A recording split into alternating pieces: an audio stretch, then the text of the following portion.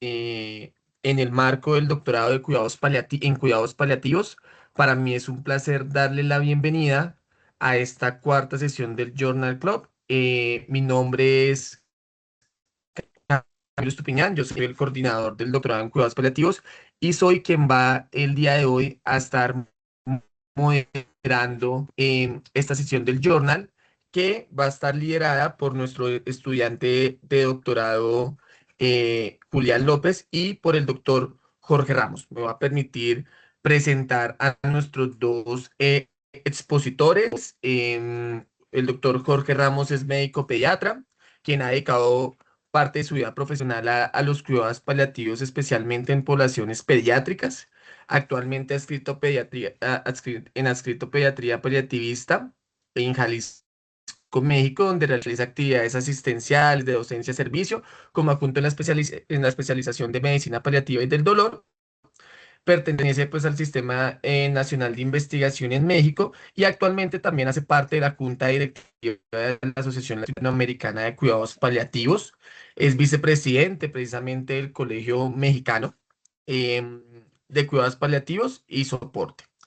También comprendemos que el doctor Jorge es un gran apasionado frente a la compasión, la empatía puesta en acción, donde hay que buscar vías precisamente para acompañar y aliviar el dolor, encontrarlo en los cuidados paliativos, pues esa causa para hacer y estar para con los demás.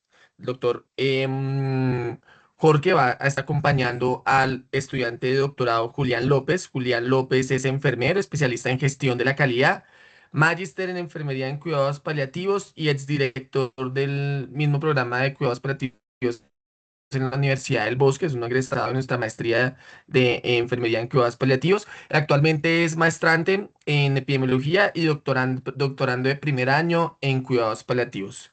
Estimado Julián, le doy el paso para que por favor pueda compartir su presentación Bueno, y buenas pueda tardes. compartirnos en la temática que tiene para nosotros el día de hoy. Buenas tardes, doctor Camilo. Buenas tardes para todos. Muchas gracias por acompañarnos. Quiero preguntarles si están viendo mi pantalla.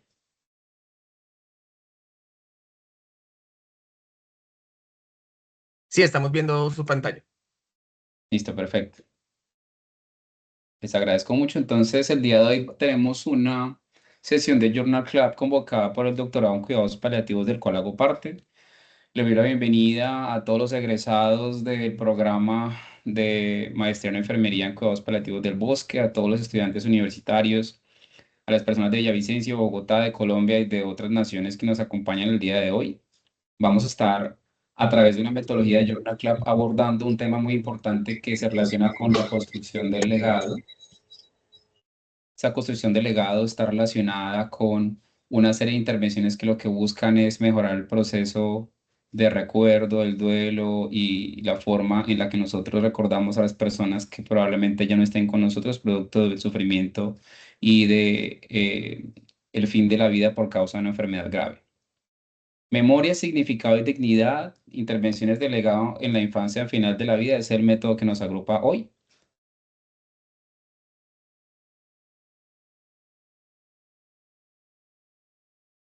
Perdón que me pasó las diapositivas. Vamos a abordar esa temática a través de una intervención que se conoce como Journal Club. El Journal Club es una metodología que se implementa a través de una revisión de un artículo científico en el que a través del abordaje metodológico científico académico del artículo realizado se pueden hacer diferentes disertaciones e intervenciones para que los participantes y los asistentes logren realizar una crítica, un análisis profundo del artículo y puedan encontrar elementos de juicio que se puedan aplicar a través de las distintas formas en las que nos desempeñamos nosotros en nuestro quehacer. La invitación desde el doctorado y a través de este Journal Club es que podamos obtener diferentes metodologías que pudiéramos implementar en nuestro trabajo para mejorar la calidad de vida de nuestros niños que padecen enfermedades graves. El artículo del que vamos a abordar hoy se llama Legacy Making Interventions in Pediatric Palliative Care, que consiste en un artículo a través del cual se revisaron las intervenciones de legado en cuidado paliativo pediátrico a través de una revisión sistemática de métodos mixtos. Los autores Wan Denga y colaboradores son chinos, pertenecen al Departamento de Enfermería y Medicina de la Universidad Capital de Pekín y se publicó en el Asia Pacific Journal of Oncology and Nursing en el volumen 12 del año 2025. Entonces los invito a todos para que tengan un contexto más amplio a poder escanear el artículo que está disponible en Science Direct y otras fuentes importantes de consulta.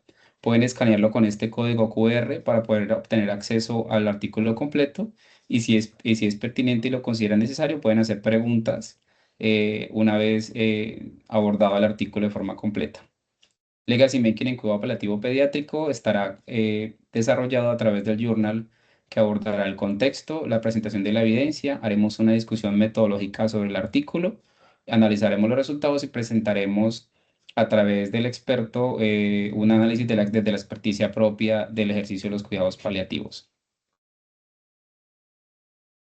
En el mundo tenemos más de 2,2 millones de niños mayores de 5 años que mueren cada año por cáncer y otras enfermedades crónicas. Este cáncer representa y trae para los niños a través de la experiencia misma de la enfermedad, del tratamiento y otras variables, produce sufrimiento físico, psicosocial y espiritual, especialmente al final de la vida, reconociéndonos para nosotros que si bien paliar el sufrimiento físico es complejo, podemos imaginar qué tan complejo es paliar el sufrimiento espiritual.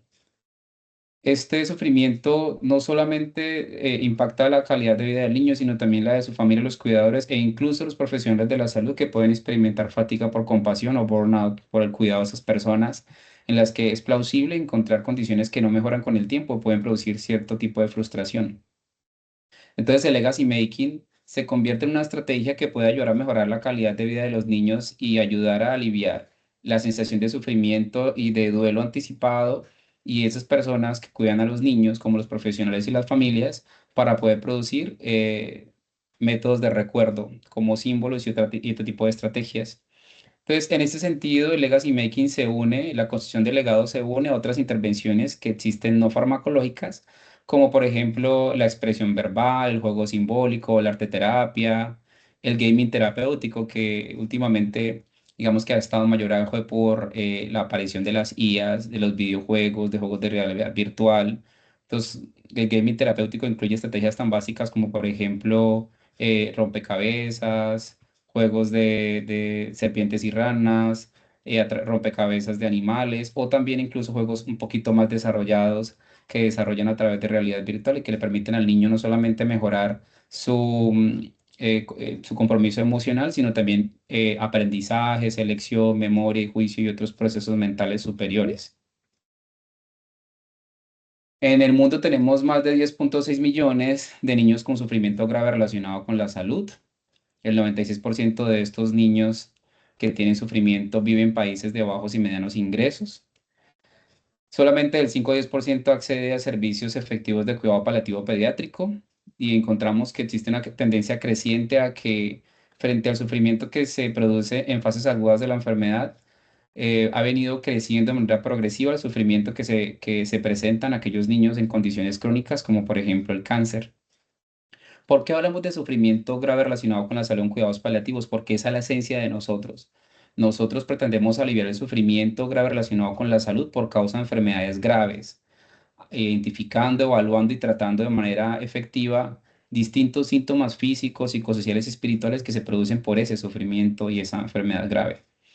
Entonces importa porque de 1990 vemos que solamente el 59% de los niños padecía sufrimiento por enfermedades crónicas no avanzadas, pero ya en el 2023 esa tendencia incrementó hasta el 81%, adicionándose a ello condiciones diferentes al cáncer como la prematuridad y las malformaciones congénitas. En el mundo, la necesidad de cuidado paliativo pediátrico es evidente. Solamente 375 servicios de cuidado paliativo pediátrico existen en 22 países en América. Ninguno de ellos alcanza un nivel avanzado de desarrollo. Los cuidados paliativos pediátricos, solo Estados Unidos, Argentina y Chile tienen una provisión generalizada de nivel 3, aún con brechas. En Canadá, menos del 18% de niños que necesitan cuidado paliativo pediátrico lo reciben. El 80% de hospitales pediátricos tiene programas, pero el acceso rural es limitado. La mayoría de niños que mueren en casa no reciben intervenciones de legado porque la mayoría de esas intervenciones de legacy making se circunscriben al ámbito hospitalario, desarrollado más bien por expertos en el ámbito clínico, pero vamos a ver que esas intervenciones se pueden realizar en el ámbito domiciliario con el debido entrenamiento. Ya en Latinoamérica el escenario nos dice que la provisión de servicios de cuidado paliativo y pediátrico es baja. La tasa de Latinoamérica es de 0,33 servicios por cada 100.000 habitantes. Colombia está ligeramente por encima con el 1,18, pero digamos que nuestra tasa comparada con la de la región no es significativamente alta y destacable. Cuanto a la brecha formativa, solamente 35 países incorporan el cuidado paliativo obligatorio para estudiantes de medicina, y el lugar de muerte predominante en la región suele ser el hospital. Solamente en Ecuador, El Salvador y Guatemala se reportan algunas estadísticas se relacionan con el lugar de la muerte en el domicilio. Y esto trae una gran relevancia clínica y significativa para los cuidados paliativos, y es el hecho de que muchos de los pacientes pediátricos que experimentan cáncer y cáncer avanzado desean fallecer en su casa, pero no tienen las herramientas y las estrategias terapéuticas y el arsenal adecuado para tratar los síntomas en la casa. Entonces hace que se instrumentalicen y consulten una y otra vez a los servicios asistenciales. En Colombia la realidad no es muy distinta. Los servicios de cuidado paliativo en general son 627, pero solamente 9 son específicos de cuidado paliativo pediátrico. Se estima que el sufrimiento grave relacionado con la salud en estos niños es de 35.890 niños. Como les decía, solamente 6 de 63 facultades de medicina incluyen cuidado paliativo obligatorio, frente a 15 de 23 de enfermería, lo cual es un dato positivo para enfermería, pero implica un reto mayor para medicina. La media del consumo de opioides, la dosis diaria definida para el consumo de opioides en Colombia es apenas de 645, cuando la media de la región es de 1.333 dosis de morfina por cada millón de habitantes por día. Solo el 10,5% de instituciones cuenta con formularios de voluntades anticipadas. Sin embargo, tenemos algunos avances. La Ley Consuelo de Saavedra del 2014, el Plan Nacional de Cuidados Paliativos 2022-2026, donde se reconoce el cuidado paliativo como un derecho. En el 2024 ya tuvimos la primera especialización en cuidado paliativo pediátrico de la Universidad Javeriana. Y tenemos asociaciones como la OCPP, la ACCP, la SOCUPA, que son organizaciones que trabajan por los cuidados paliativos en Colombia y en la región. En ese sentido es importante precisar que el legacy making o la construcción del legado emerge como una intervención y una estrategia importante para aliviar estas brechas de acceso, sobre todo en aquellos niños que tienen un pronóstico de vida limitado y en los que la familia y los cuidadores requieren de intervenciones que les permitan mantener ese recuerdo. Entonces, ¿qué es el legacy making? El legacy making es un concepto estructurado que se refiere a la construcción del legado. ¿Qué es esto? Son intervenciones que se realizan para incluir acciones, comportamientos, proyectos diseñados para crear recuerdos significativos y duraderos o productos representativos de los niños que están muriendo. Esta es la definición que adoptan los autores del artículo que vamos a revisar sobre la construcción del legado como una revisión sistemática de métodos mixtos. Y es muy valioso reconocer que estas estrategias, en realidad, la mayoría de investigadores no está entrenado en el arte de la construcción del legado. Consideran que hablar de muerte en cuidado paliativo pediátrico es bien complejo, y además plantean todo un reto para los que trabajamos para aliviar el sufrimiento, y es qué podríamos hacer nosotros para aliviar el sufrimiento de los niños que inevitablemente van a morir y en los que la familia requiere tener intervenciones para mantener el recuerdo de las personas y ayudarles a facilitar el duelo. Entonces, el concepto de construcción del legado ha venido evolucionando desde los años 50, cuando por allá Eric Erikson habló de la teoría de la generatividad. Nosotros hemos venido hablando, incluso hasta en las películas, de cómo quiere ser recordado. Entonces, esa teoría de la generatividad versus el ostracismo y el olvido nos habla de la importancia de que las personas quieren mantener en la década mediana de la vida eh, un legado para ser recordados de la mejor manera. Luego vino Shoshinov, con un canadiense psiquiatra que desarrolló la terapia de dignidad como la primera psicoterapia estructurada fundamentalmente en adultos hacia el final de la vida. Shoshinov, digamos que ha realizado avances invaluables sobre la terapia de dignidad en la final de la vida, sobre todo en pacientes adultos. Recientemente se han venido incorporando algunas estrategias de terapia de dignidad en pacientes pediátricos. Ya en el año 2008-2009 se empezó más o menos a conceptualizar el constructo de construcción del legado. En el año 2012 y 2015, Foster y Acquard perdón, hicieron una encuesta nacional para identificar si en las instituciones hospitalarias estaban haciendo intervención del legado y encontraron que sí. Luego, entre el año 2020 y 2024, hicieron adaptaciones de la terapia de dignidad y de la terapia de dignidad basada en la familia, Portugal y China. Y más en el año 2025 se empezaron a hacer más revisiones sistemáticas que incorporaban tanto la terapia de dignidad en adultos como en pacientes pediátricos. Entonces tenemos que la terapia de dignidad puede incluir distintas intervenciones como símbolos abstractos, objetos, huellitas, photoboys, es decir, fotografías que se le entregan a los padres y se graba la voz del niño para recordarlo en diferentes momentos durante el tratamiento, su vida cotidiana, los juegos. Se hacen libros, recuerdos, fotografías, videos. Y entonces aquí tenemos el digital storytelling, que puede ser una narrativa digital, incorporando videos y sonido o también la terapia de dignidad que fundamentalmente funciona a través de métodos escritos. El psiquiatra y la persona que realiza la terapia de dignidad fundamentalmente aborda tres diferentes dominios que tienen que ver con la construcción del legado, la percepción, la forma en la que quiere ser recordado, la forma en que se relaciona con los demás. Y a través de eso se construyen categorías y, digamos, un documento que le permite también a la familia explorar la forma en la que el niño se siente un poco mejor recordado a través del proceso de la enfermedad. Entonces, ya hablando de la evidencia, este artículo utilizó una revisión sistemática de métodos mixtos para reunir la mayor evidencia científica alrededor de la construcción del legado. Entonces, primero registraron la revisión en Próspero, utilizaron el instrumento del Joanna Briggs Institute para poder construir el artículo y disminuir la presencia de sesgo durante la revisión. Utilizaron la declaración Prisma para la selección y cribado de los artículos. Buscaron los artículos en todas estas bases de datos en inglés y en estas bases de datos en lenguaje chino. Para esto, como utilizaron métodos mixtos, para los métodos cuantitativos, utilizaron la pregunta PICOS y para los métodos cualitativos utilizaron la mnemotecnia PIC, es decir, población e intervención, comparación, resultado y tipos de estudio.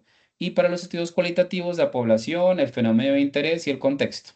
Para evaluar la calidad metodológica de los artículos que encontraron, también utilizaron la herramienta de métodos mixtos del Joanna Briggs Institute con un punto de corte del 60%, es decir, que consideraban que para que la calidad fuera buena, tenían que cumplir por lo menos con el 60% del instrumento del Joanna Briggs Institute.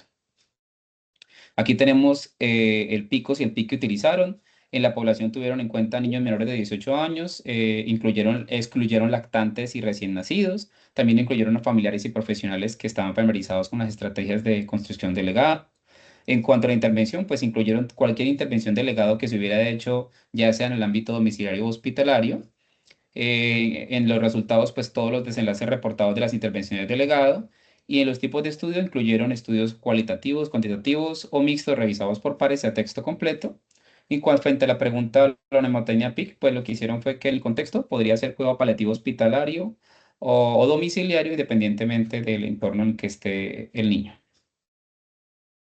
Entonces, cuando aplicaron Prisma, encontraron 3.646 a través de las diferentes bases de datos de las que les hablé hace poco.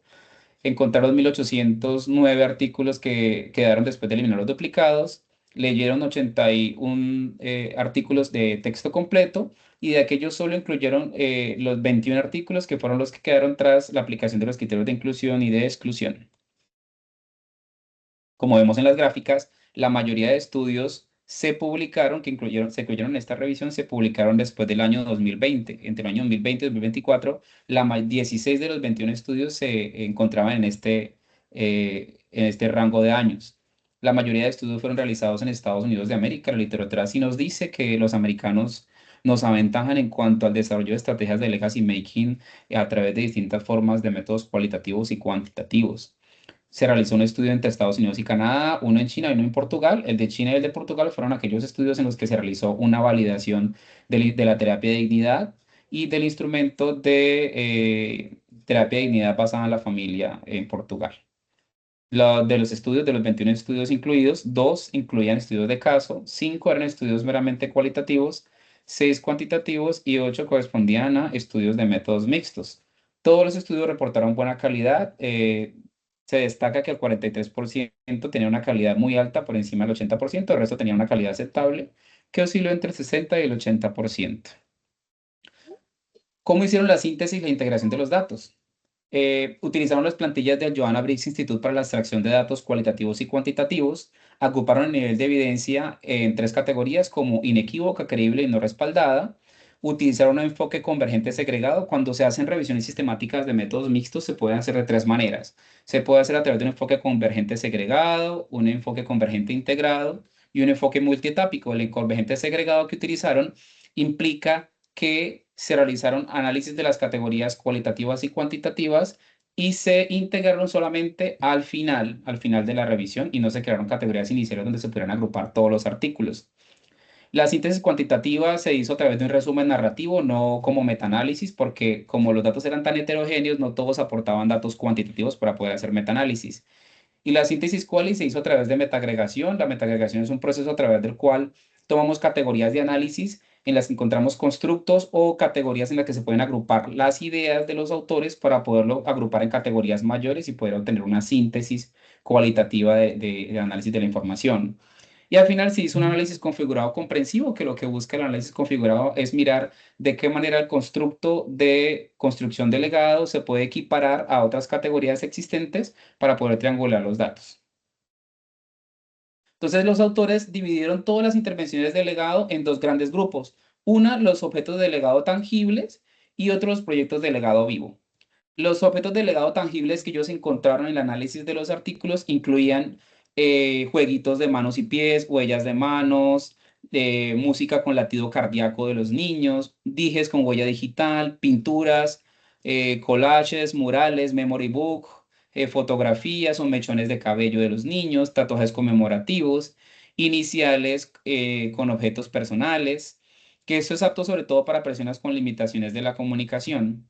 Es decir, personas que de pronto no tienen acceso a dispositivos móviles, internet y que les quedaba, por ejemplo, muy difícil tener, por ejemplo, un video y no podían reproducirlo porque no tienen de pronto acceso a medios para poder conservar este legado de esta manera. Y existen otros proyectos de legado vivo que incluían la terapia de dignidad adaptada, el cuestionario de dignidad para los pacientes adolescentes, el cuestionario de dignidad basado en la familia que se validó en China, la narrativa digital que consiste en hacer que los niños sean grabados en su voz y a través de videos para recordar distintas fases en las que se desarrolla el niño, no solamente a través de la enfermedad, sino fundamentalmente a través del juego, los encuentros, los recuerdos. La videografía terapéutica, el video diario colaborativo que funciona como un diario en el que se van registrando los diferentes momentos del niño durante el día, cartas, poesías, composición musical, entrevistas grabadas y editadas, todo esto para niños y familias con mayor capacidad reflexiva y narrativa. Estas categorías no fueron mutuamente excluyentes, ambas son completamente válidas y fundamentalmente se refieren a estrategias que se pueden implementar dependiendo de los recursos disponibles, los objetivos de los investigadores y también las características propias de la población que se está estudiando. Lo que busca siempre la construcción del legado es preservar la memoria, construir un significado y mejorar la expresión emocional. Todo esto a través de la búsqueda de sentido que puede significar contar con objetos, recuerdos, videos, infografías o cartas realizadas por los niños durante el proceso de la enfermedad crónica, que estas intervenciones son fundamentales y se han estudiado de manera frecuente en personas que tienen condiciones limitadas de vida, es decir, que muchos de nuestros niños que padecen estas condiciones se espera que fallezcan. En cuanto a resultados cuantitativos, como encontraron, como les dije, tenemos autores que realizaron intervenciones y estudios de forma cuantitativa y otros cualitativos y otros mixtos. En cuanto a los resultados cuantitativos, encontramos que el 78% de los pacientes incluidos en la muestra terminaron. Pues participaron, el 96% terminaron. Los niños, el 100% de los niños registró su opinión con respecto a la intervención que se les estaba realizando y reportaron que se sentían agradables, que la percibían como favorecedora y que disfrutaron de la actividad porque muchas de esas actividades suelen ser lúdicas. Se busca que el niño pueda tener algún tipo de goce de satisfacción en medio del sufrimiento para que participe de manera correcta de la actividad. El 80% de los niños completaron la videografía. Se interpreta que todos estos resultados implican que puede tener una muy buena reproducibilidad del método de la intervención realizada toda vez que se obtuvieron datos muy positivos. En cuanto a los tamaños de efecto observados, es importante precisar aquí como análisis crítico que frente al análisis de la magnitud del efecto, se identificó que la mayoría de las intervenciones no registraron grandes tamaños de efecto en el grupo de intervención versus el grupo de control. Aquí hay que decir que este índice de Cohen compara el grupo de intervención y el grupo de control, entonces la magnitud del efecto no se observó tan grande en el grupo de intervención versus el de control, que es lo que se espera. Pero hay que decir también que estos resultados son esperados teniendo en cuenta que la muestra de esos estudios es muy baja y la reproducibilidad de las intervenciones para poder tener mejores resultados incrementa cuando el tamaño muestral es considerablemente más alto. No obstante, es necesario precisar que pese al resultado del Cohen's d, los resultados de los estudios cualitativos y de los métodos mixtos sí reflejaron grande satisfacción entre la familia, los niños e incluso los profesionales de la salud percibieron una disminución en su sobrecarga, en el burnout y también en la fatiga por compasión que suele pasar cuando las personas cuidan a estos niños que irremediablemente mueren. La mayoría de los niños que acceden a estas intervenciones de legado, coincidiendo con lo que dice la literatura, fueron más o menos el 27, de 27,36 por los niños que pudieron acceder a esas intervenciones. Es decir, que esencialmente los niños que se encuentran en el ámbito hospitalario son los que reciben mayores intervenciones de legado. Vemos que el OR, o es decir, que la medida de asociación más alta se registra en los niños que mueren en el escenario hospitalario. Los niños que mueren en el domicilio, en un hospicio, se ve más privado de ese tipo de intervenciones. Pues al final se realizó una metagregación de los datos y una triangulación de los mismos para decir que si bien los tamaños del efecto y las medidas utilizadas en los estudios cuantitativos no mostraban gran significancia, sí es importante decir que por eso los estudios mixtos son muy valiosos porque recogen a través de la experiencia subjetiva del niño, de la familia, de los cuidadores y los profesionales, la experiencia misma de padecer la enfermedad y de sentirse satisfecho o no con la intervención realizada de construcción del legado, porque en la construcción del legado todos los niños participan, la familia y los profesionales de la salud también se involucran. Entonces los niños reportaron que las actividades eran disfrutables y agradables, profesionales decían que la intervención psicológica era prometedora, pero pues que aún había desafíos, sobre todo porque a algunas personas y a los trabajadores de la salud les costaba un poco en términos emocionales lidiar con el hecho de estar creando un recuerdo para un niño que probablemente iba a fallecer probablemente en menos de un año. Experiencias positivas y desafíos vividos. Los niños reportaron que le disfrutaron de las manualidades, las cartas, los agradecimientos hechos a través de video. Reflexionaron sobre la vida, la muerte y la espiritualidad. Y aquí es importante entender que la forma en la que los niños conciben la muerte no es como la concebimos los adultos.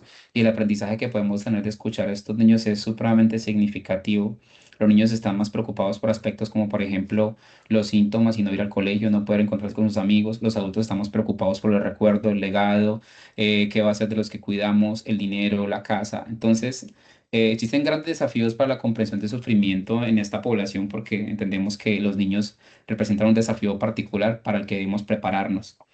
Beneficios reportados, los niños reportaron expresión emocional de satisfacción, de agrado, mejoraron su comunicación con los padres, la relación parentofilial, mejoraron la capacidad de sentirse dignos, de sentir que se estaban siendo tratados como personas. Los profesionales, como ya les dije, reportaron una reducción de la fatiga por compasión y el burnout y consideraron que podrían prepararse un poco mejor para la muerte e inspirar e impactar positivamente a otros. Es realmente destacable el hecho de que una familia pueda compartir su experiencia de haber participado en la construcción del legado, porque a muchas otras familias les cuesta mucho pensar en que prepararse para la muerte pudiera ser crear un recuerdo valioso de lo que está pasando su hijo. De sugerencias para mejorar, nos hablaron de integrar atributos personales y familiares únicos para la familia en el proceso, individualizar un poco más la experiencia. No a todos los niños les pega igual de bien la intervención dependiendo de la estructura que se maneje. la importancia de mejorar los protocolos y las plataformas web, de que haya equipos multidisciplinarios bien entrenados y que se cree, me parece muy valioso que hayan sugerido que se creara una plataforma para compartir las experiencias. Estos grupos de apoyo y estos grupos de alta cohesión social podrían ser importantes para generar grupos a través de los cuales la gente se pueda sentir identificada sobre cómo pudieron mejorar y construir su legado.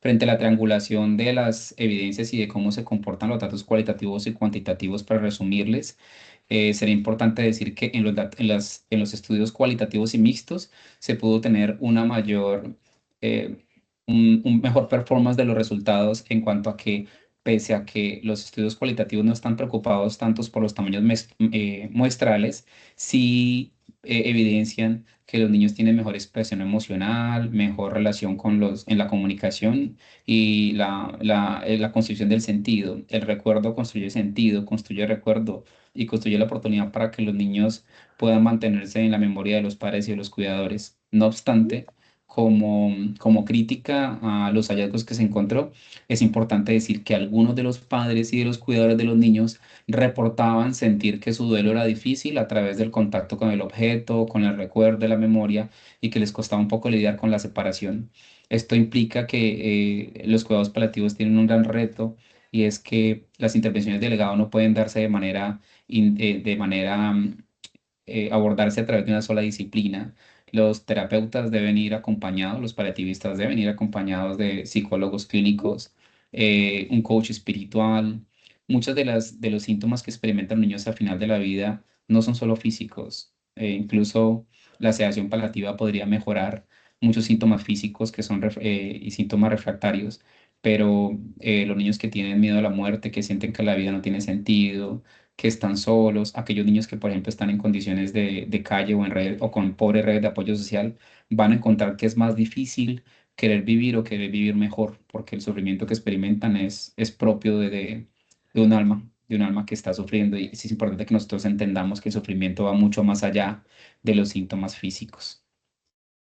Bueno, entonces fundamentalmente hablando de las conclusiones que nos trae este artículo para darle paso a nuestro experto, al final la integración convergente segregada nos permite concluir que los niños y las familias perciben y experimentan positivamente la construcción del legado, que la evidencia cualitativa soporta y complementa la cuantitativa, a pesar de que la evidencia cuantitativa requiere de unos marcos muestrales mucho más robustos para poder tener la posibilidad de equiparar mis resultados a una población. Pese a la falta de significancia estadística, los impactos los cualitativos son muy consistentes. Y la comprensión holística de la enfermedad y del proceso de vivir implica también que entendamos que no solamente debemos estar preocupados por lo que pasa en el cuerpo del niño, sino por lo que pasa en la mente de los niños y de los padres, de cómo pueden ser recordadas las personas. Y no solamente los adultos estamos pendientes del legado o preocupados por el legado, los niños también tienen un legado que cuenta una historia, que es importante que nosotros estemos familiarizados con ella. Agradezco mucho que me escuchen y vamos a darle paso a nuestro doctor Jorge, nuestro pediatra paliativista, quien nos va a compartir un poco más las experiencias propias desde su bagaje clínico.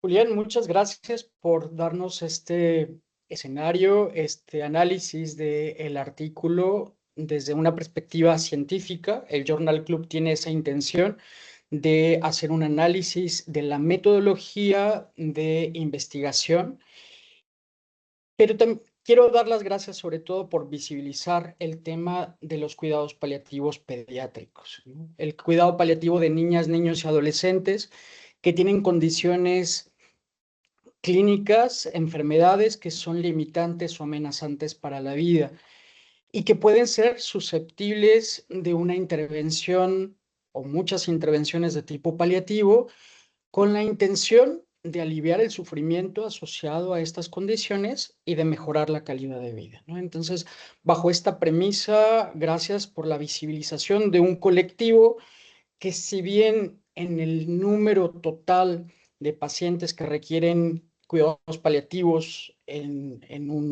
el globo o en un país o en una región, constituyen del 8 al 10% del total, comparado con el grupo universal que incluye a los adultos, el tema del cuidado paliativo exige muchos retos que están o que son inherentes, como ya lo mencionaba Julián López, son inherentes a la situación de crecimiento y de desarrollo del niño, ¿no?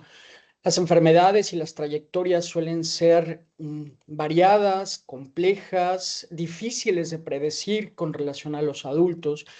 Y al tratar a seres humanos, a personas que están en crecimiento y de desarrollo, tenemos que adaptarnos a cómo está esta situación de crecimiento y de desarrollo en el particular del lenguaje, de la comprensión de conceptos, de la vinculación con sus seres queridos y en cómo vive esta experiencia, ya sea un recién nacido, un lactante mayor, un preescolar, un escolar, un adolescente o un haya, un adolescent, young adult, un adolescente en transición, ¿no? En este sentido, eh, este texto que nos acabas de exponer hace precisamente una revisión sobre la construcción del legado. Y la pregunta sería, ¿cuál es la utilidad de la construcción del legado en el cuidado paliativo o dentro del escenario, del marco de referencia y de acción para aliviar el sufrimiento y mejorar la calidad de vida? ¿Dónde lo incorporamos los que nos dedicamos al cuidado paliativo? Y cabe mencionar, como ya lo citabas, que el énfasis del cuidado paliativo suele estar en el control sintomático, en la alta carga de síntomas que los pacientes tienen. Un segundo bloque de intervenciones tiene que ver mucho con la toma de decisiones, la planeación avanzada de la atención. Y en un tercer espacio, no menos importante, vienen todos estos aspectos de necesidades psicosociales y espirituales del niño, de los cuidadores o padres, de la familia e incluso de la comunidad. Si bien todo es importante, hay cuestiones que por urgencia son atendidas de una manera prioritaria. Es decir, un paciente que tiene dolor o que tiene disnea, pues hace que de inmediato tengamos que actuar. Eso relega cosas que también son muy importantes, pero no urgentes, como por ejemplo la dimensión espiritual, que tiene que ver no solo con la religión, sino sobre todo con la construcción de sentido, la conexión entre los seres humanos, la trascendencia, es decir, qué pasa. Y en este sentido, el niño, la niña, el adolescente, somos y son personas. Personas con las mismas dimensiones que un adulto, biopsicosociales, espirituales, relacionales, pero en proceso de crecer y de desarrollarse. Entonces, al igual que los adultos, somos seres únicos, son seres individuales y particulares, y podemos decir que somos seres biográficos, es decir, iniciamos en un tiempo y un espacio concreto y en esta finitud de la vida, pues también se termina, ¿no? El tema es que de pronto a nivel de colectivo, a nivel de la experiencia global, decimos es que no es justo que la vida de un niño concluya o que un niño tenga una enfermedad tan grave donde el sufrimiento sea importante. Sin embargo, es una realidad. Los niños y las niñas se enferman gravemente, tienen condiciones crónicas que implican sufrimiento y hay también la presencia de el escenario de final de vida y de muerte, ¿no? Entonces, bajo esta premisa, ¿dónde se ubica el legacy making o la construcción del legado? Bueno, la construcción del legado forma parte de las intervenciones que podemos hacer desde la esfera psicosocial y espiritual, precisamente para ayudar a las familias a que si la vida es breve, puedan tener un recuerdo, una memoria, un legado. Y aquí hay que plantear una serie de variables que el artículo ya bien comenta, los recuerdos tangibles y los intangibles, ¿no? Entonces, llama la atención que el artículo entre las variables de exclusión decía infantes y recién nacidos, sobre todo porque las intervenciones en estos niños más pequeños pues tienden a ser más recuerdos tangibles, ¿no? La huella del bebé, la construcción de la planta del pie o la manita en un polímero, etcétera, etcétera, mientras que el involucramiento del niño pues es prácticamente mínimo. Acá están hablando de niños que ya tienen esta capacidad de interactuar, de construir algo.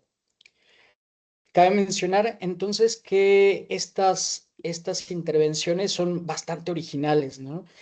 Leíamos, por ejemplo, la construcción de canciones que estén acompañadas con el latido cardíaco del niño, la presencia de tatuajes conmemorativos o la huella digital entregada en un dije.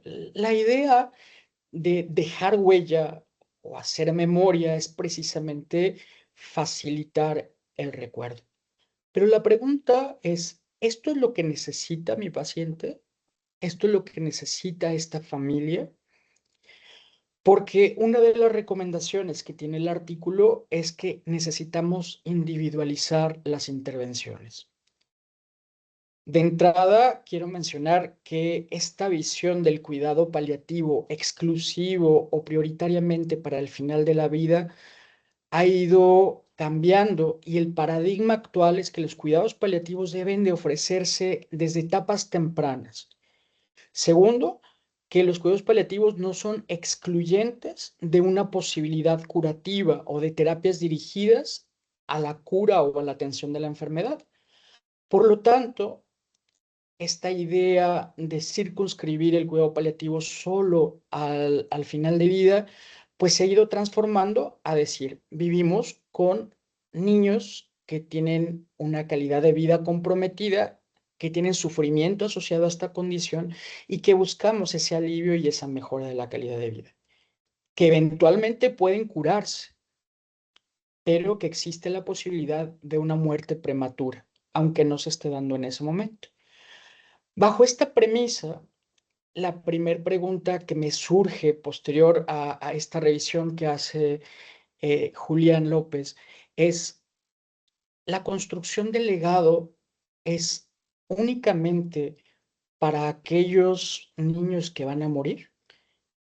Construir un legado es porque yo me iré, porque si construyo y dejo una huella es porque dejaré eventualmente, ¿no? Entonces, esa idea puede que a algunas familias les genere mayor ansiedad, porque las aproxima a la realidad de la muerte, un escenario que pueden no estar preparados. Y precisamente entre las recomendaciones que se hace es que si bien estas terapias, estas acciones que en su conjunto podemos englobar como la construcción del legado, deben de ser personalizadas. Cada niño, cada historia, cada familia requerirá una intervención de acuerdo a la necesidad. Deben de ser culturalmente sensibles. El artículo comenta, para quien tuvo la oportunidad de leerlo, cómo en China, creo que igual un poco como en Latinoamérica, el tema de la muerte es tabú, ¿no? Entonces, hablar del tema de la muerte y decir vamos a construir algo porque eventualmente nuestro paciente va a irse, puede afectar profundamente a la familia. Por el contrario, habrá familias que se beneficien mucho de tener momentos de construcción de historia. Dicen que no hay vida que por breve, ni pie que por pequeño no deje una huella. Y esto aplica para niños que a lo mejor vivirán solo 2, 3 horas después de nacer, o niños que sus biografías son pequeñas, pero la idea es que se construya historia. Entonces, se puede iniciar de manera temprana, quizá no con la intención de decir esto lo dejamos como legado, sino de vivir lo mejor posible. La manera en la que de alguna manera ofrecemos este tipo de terapia, este tipo de acciones, este tipo de intervenciones es vivamos la vida, celebremos la vida y hoy es el cumpleaños, construyamos algo. Y aprovechando el natural de los niños que les gusta jugar, que les gusta construir, aprovechemos eso. Y vamos guardando esas memorias, ese álbum de vida, esa construcción. Sin duda, habrá niños que por su característica, por su estado, entren en final de vida y esto pueda ser una memoria que se rescate para que la familia tenga un recuerdo, tenga una vivencia y le permita, justo es una de las aportes cualitativos que se hace, de que cuando las familias se dan la oportunidad de construir junto con sus niños, una posibilidad es que tengan un duelo más funcional, un duelo en el que la expresión de emociones pueda darse de continuo. Una de las ventajas de la construcción del legado es que genera en ese ejercicio de construir un espacio emocional, incluso espiritual, para hablar de cosas que normalmente no solemos hablar, ¿no?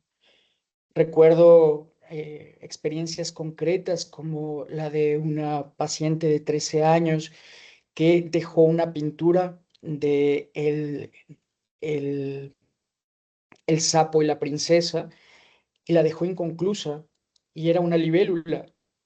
Y cuando le preguntaron qué quería, dijo, quiero que los demás niños de la sala de oncología la dibujen, la completen. ¿Sí? Ese es mi legado. Esta niña adolescente deja esto como una herencia, como una entrega, ¿no? Entonces, existe esa posibilidad de que estas terapias, estas acciones sean personalizadas, culturalmente sensibles, iniciadas de forma temprana, pero deben de ser aplicadas a aquellas familias con las que hay un trabajo emocional, donde existe esta posibilidad, como lo decía el doctor en su intervención, que haya un equipo de soporte multidisciplinar o interdisciplinar que pueda atender el sufrimiento emocional, la respuesta emocional y la expresión de emociones, tanto positivas o negativas, para que nuestra familia y nuestro paciente tengan este trabajo como un ejercicio que les genere alivio al sufrimiento, que les genere mejor calidad de vida. Llama la atención que desde los aspectos de investigación pareciera que solo los norteamericanos hacen legacy making, pero no. La verdad es que es una práctica común en los equipos de cuidados paliativos, algunas veces más sistematizada, otras menos, pero yo creo que aquí existe algo que es el reto de que países en vías de desarrollo o en construcción de, de desarrollo precisamente, pues escriban un poco menos o mucho menos y que no lo hagamos de manera sistematizada como para ofrecer datos cualitativos o cuantitativos o mixtos que permitan reflejar la evidencia. Yo creo que podemos hacer mucho y en ese sentido, no sé qué pienses tú, Julián, de después de esto y de este escenario clínico de aplicación. ¿Cuáles son los retos que a ti te parecen que podemos tomar de este trabajo científico, de este trabajo académico bastante bien realizado para aplicarlo a niñas y niños? Doctor, muchas gracias por su intervención. Considero primero que nosotros cumplimos todos un rol muy distinto. Puede ser clínico, puede ser investigador, podría ser uno docente, podría ser uno padre de familia o podría conocer a una persona que tiene sufrimiento grave de un niño. Todos tenemos el rol de pensar en qué podríamos hacer para mejorar la forma en la que los niños construyen legado y son recordados. Y estoy de acuerdo en que no deben ser recordados solo porque van a morir. Pueden ser recordados todo el tiempo desde el mismo momento en que son diagnosticados. Incluso esta terapia de construcción del legado tiene metodologías muy bonitas que estaba yo pensando en que, ¿por qué alguien tiene que construir legado solo porque está enfermo o solo porque va a morir? ¿Cuántos de nosotros, por ejemplo, no tenemos recuerdos vivos expresados a través de cartas, videos, juegos, o incluso estamos más preocupados en el área clínica porque tengamos una gran cantidad de opioides disponibles para paliar síntomas físicos, pero no hay ni siquiera un rompecabezas en el servicio de pediatría? No hay arte, no hay mandalas, cosas básicas porque a veces pensamos siempre que tal vez las estrategias que necesitamos requieren mucho dinero, mucha gente completamente entrenada, habiendo hecho terapias de dignidad en todos los países. Y la respuesta es que no, que en cuidado paliativo es frecuente hacer terapias de legado. Tenemos que trabajar en la forma en la que podemos construir eso para tener una evidencia científica sólida que nos permita darle a conocer al mundo que también hacemos terapias de construcción de legado, que en los servicios de cuidado paliativo pediátrico o en pediatría estamos familiarizados con el hecho de que los niños se benefician de poder ser recordados de la mejor manera y que los cuidados paliativos tienen algo muy hermoso y es que aun cuando la persona ya no esté, nuestra tarea no se acaba, queda la familia, queda la familia probablemente rota, con carga emocional, con todos unos retos para manejar el duelo y creo que esta oportunidad de abordar este tema me hace muy feliz porque creo que desde mi tesis doctoral he estado muy interesado en el tema de cuidado paliativo pediátrico, me apasiona y creo que he encontrado junto a usted, doctor Ramos, muchos elementos de juicio para mejorar en mi práctica y en mi proceso investigativo. Quiero llamar la atención a las personas que se encuentran presentes para que participen y hagan algunas preguntas, algunas intervenciones. Está abierto el micrófono para ustedes si tienen alguna inquietud. Vamos a abrirle En lo la que ronda de la ronda de preguntas. preguntas, doctor Camilo, si Perdón, hubiese, doctor Jorge, vamos a iniciar una ronda de preguntas con claro. el auditorio presente. Quisiéramos escucharlos, pueden tranquilamente activar sus micrófonos y preguntar o brindar algún comentario alrededor de lo que hemos venido desarrollando dentro de la sesión.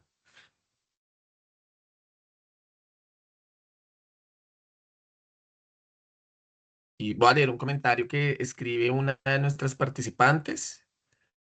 Dice lo siguiente: hermosas reflexiones, saludos al doctor Ramos, que desde México sé que tenemos un gran aliado para futuras investigaciones. María Andrea Castro Bernal. Bueno, mientras se motivan, yo tengo que hacer un aporte y es que, claro, cuando vemos el tema de las legacy maker en el sentido desde un componente bioético clínico y esa vulnerabilidad radical que hablaba precisamente Julián hace un momento, llega una reflexión alrededor de esa creación de ese legado del niño que en estado terminal siempre va a estar inmerso en un ecosistema de vulnerabilidad donde confluyen los deseos de los padres, de los profesionales de salud, la fragilidad misma del menor.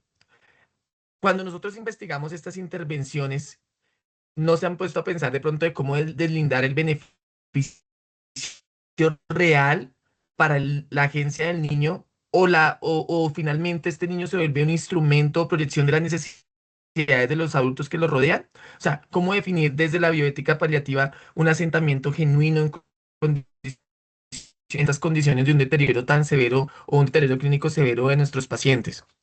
Piénsenlo y escuchemos a Ana Teresa Castro. Ana Teresa. Doctora Ana Teresa, te escuchamos. Tienes el micrófono apagado.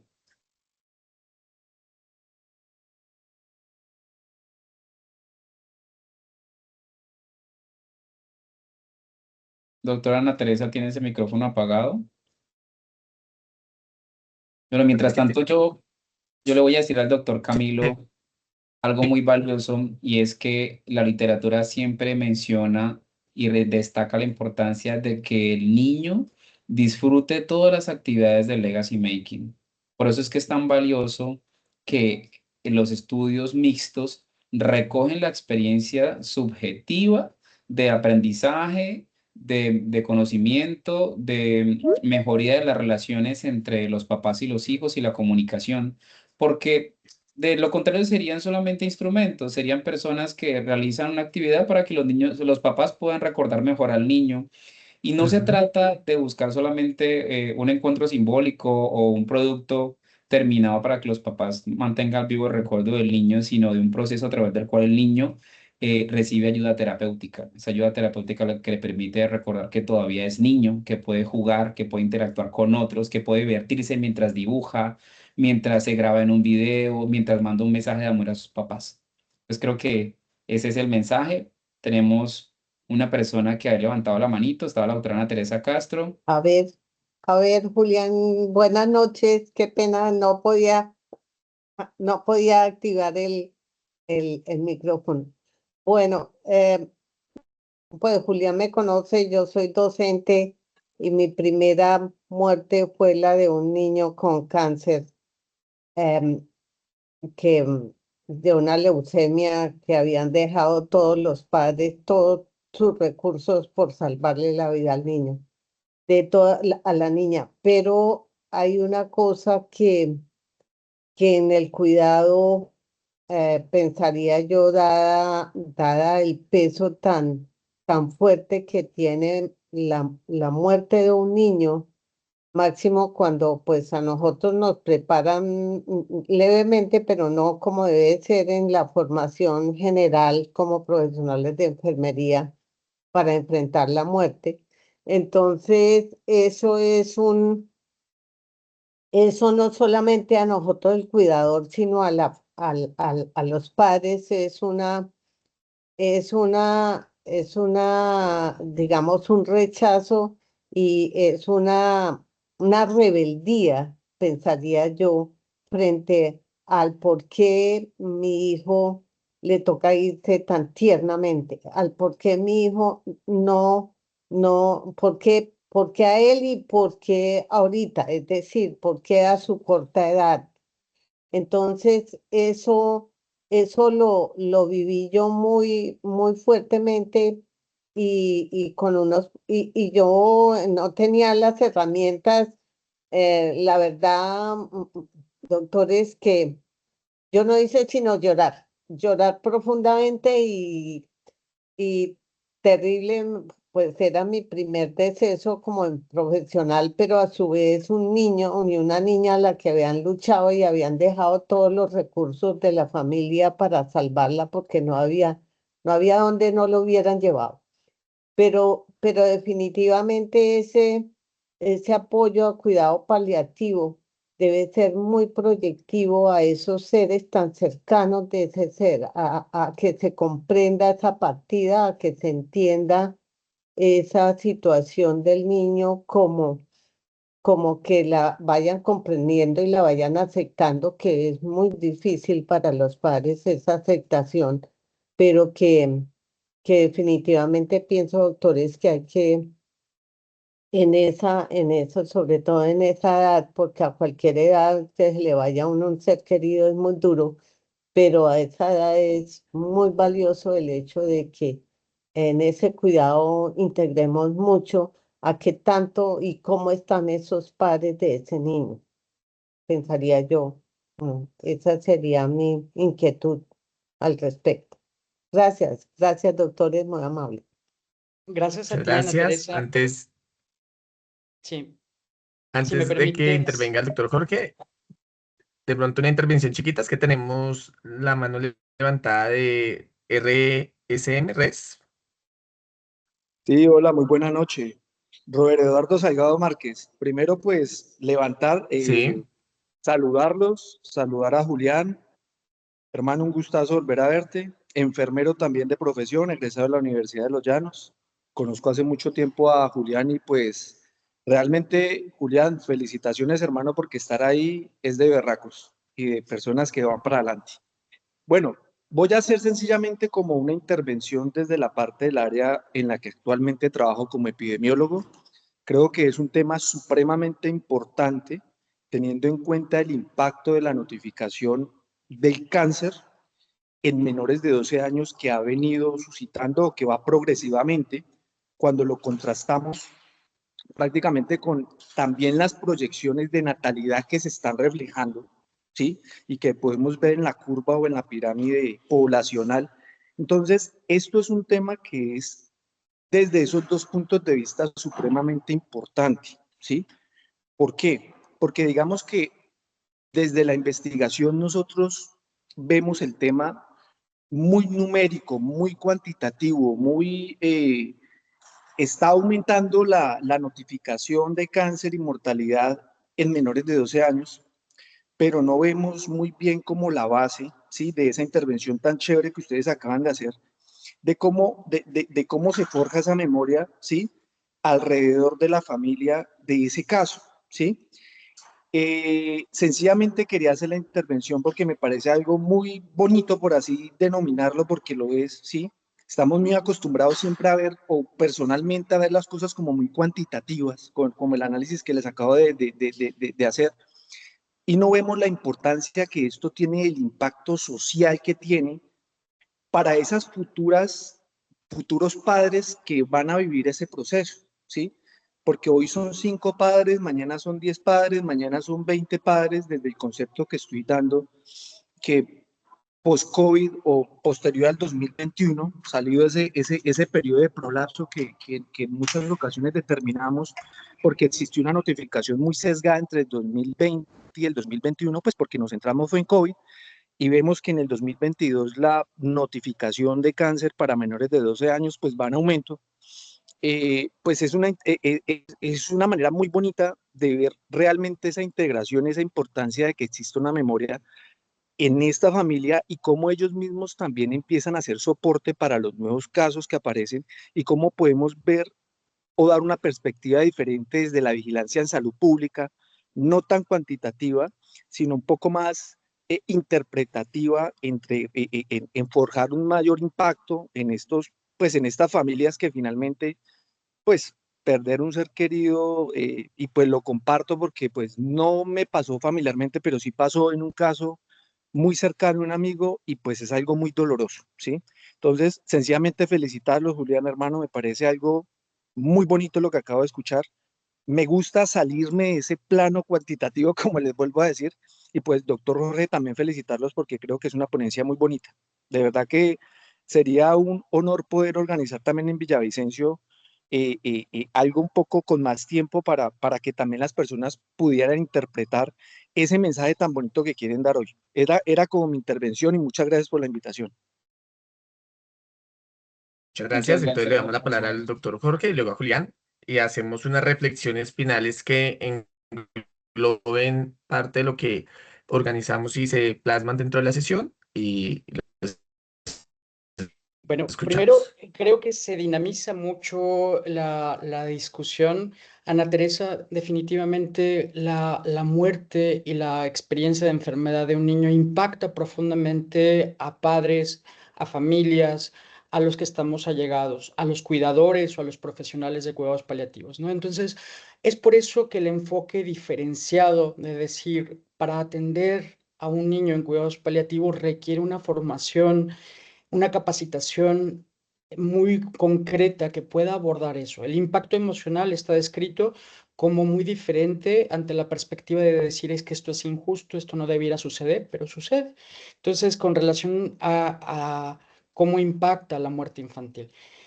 Número dos, Camilo, con relación a la muy interesante pregunta que haces, es cómo no convertir al niño en un objeto, en un instrumento para satisfacer mi deseo de mantenerle. Y en este sentido es darle la centralidad al niño. El niño es la persona que está sufriendo la condición.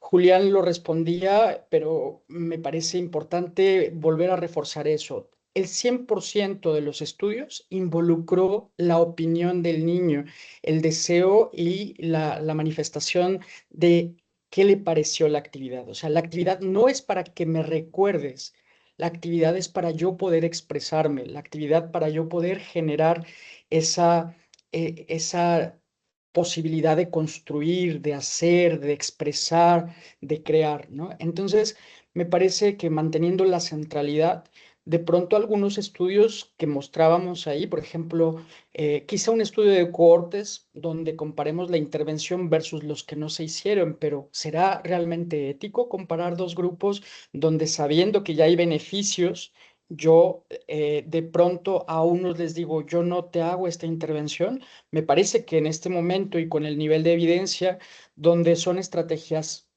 en cierto sentido reproducibles, baratas en costo y que no requieren más que la disposición de acompañar, creo que no estaría ético dividir los grupos, ¿no? Entonces, ¿cuándo nos preguntaba María Andrea, cuándo tendríamos que hacer las intervenciones? Depende de, me parece, recuerdo el caso de una niña que tenía síndrome de estrés postraumático reciente de diagnóstico de una leucemia mieloide y ella le fascinaba Harry Potter y dijimos, bueno, ¿qué te parece si vamos a construir un Patronus? Tú sabes que los dementores son el miedo, la ansiedad y demás, pero construimos una carpeta de Patronus y todos los momentos felices que registraba la niña en el día, los dibujaba, los coloreaba y los metíamos en una carpeta. La niña falleció año y medio después, pero esa carpeta ya era un legado en sí mismo, ¿no? Entonces tenía como sentido registrar la vida. En otros padres les proponemos el diario o la bitácora de emociones donde se puede ir registrando la vida tal cual. Que si el niño se recupera y es un sobreviviente de la condición, pueda hacer memoria de lo que se ha vivido, que si el niño en algún momento no está, pueda ser un elemento que permita el recuerdo y la reflexión.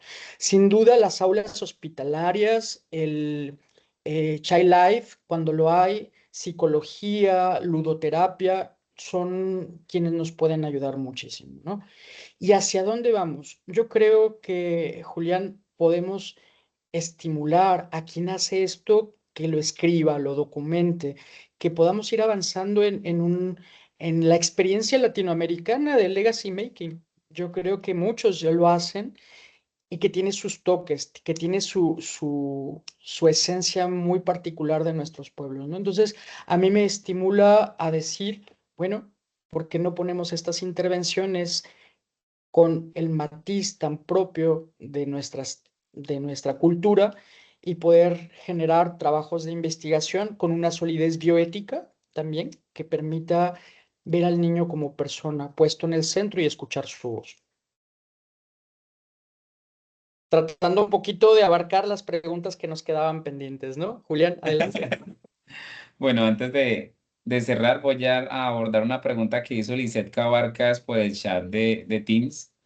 Decía que en estos momentos idóneos de intervención y trabajo delegado de niños y en la trayectoria de niños con enfermedad crónica en pacientes con discapacidad cognitiva y física, ¿cómo podríamos nosotros manejar este tema?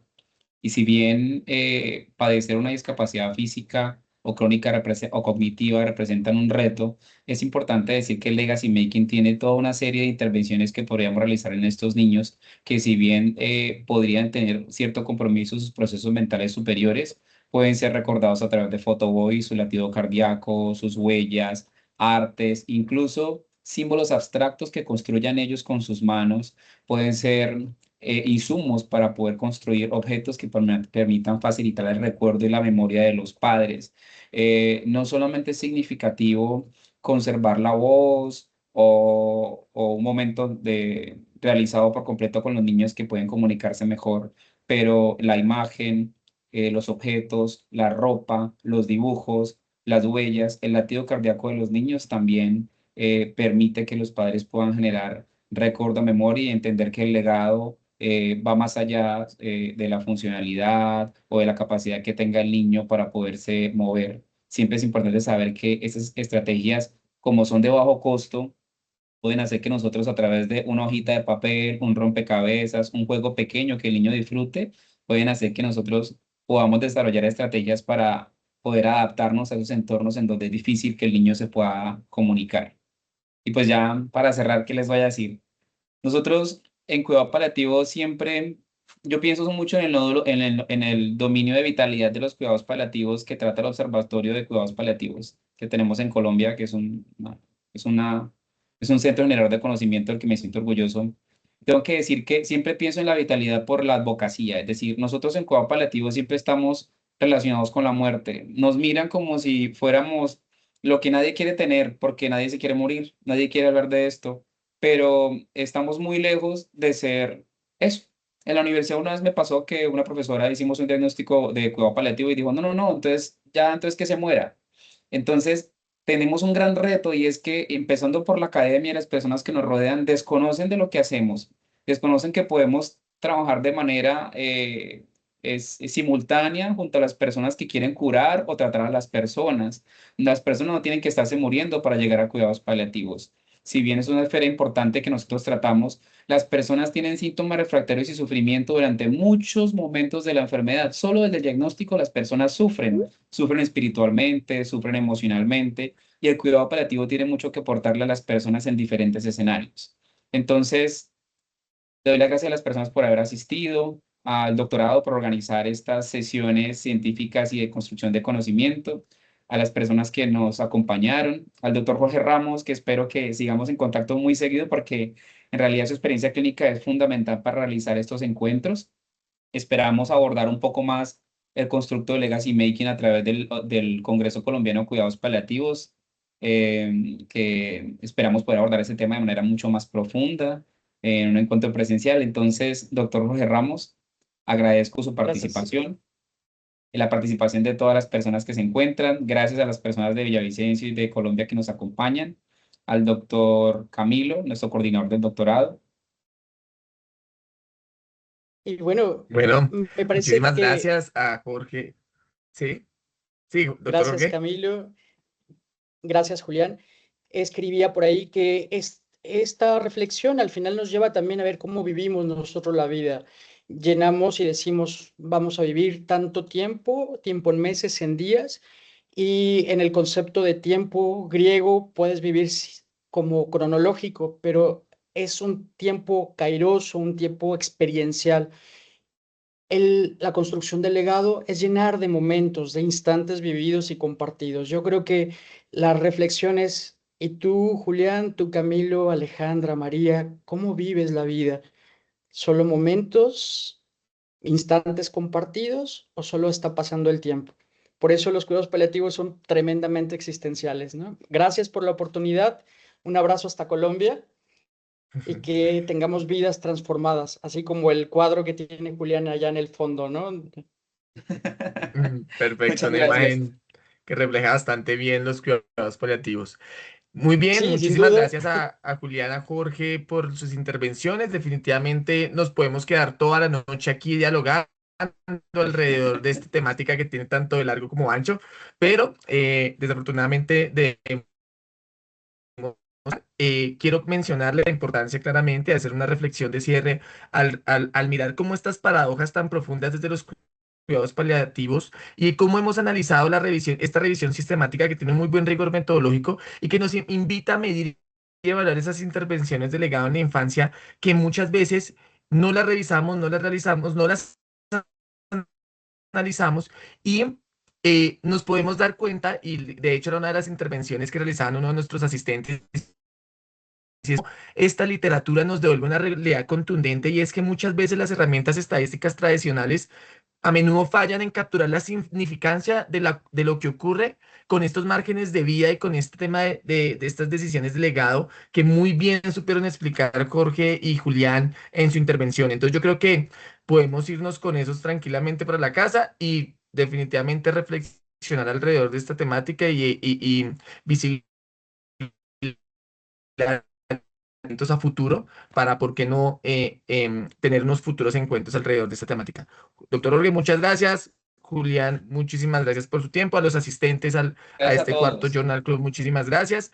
Y nos veremos en el quinto Journal Club dentro del el próximo mes. Invito también a que participe y Julián, invitadísimos. Recordar que estas actividades están enmarcadas dentro del doctorado en cuidados de la Universidad del Bosque. Muchísimas gracias, que todos tengan una excelente noche. Hasta luego. Gracias. Hasta luego. Hasta luego, saludos.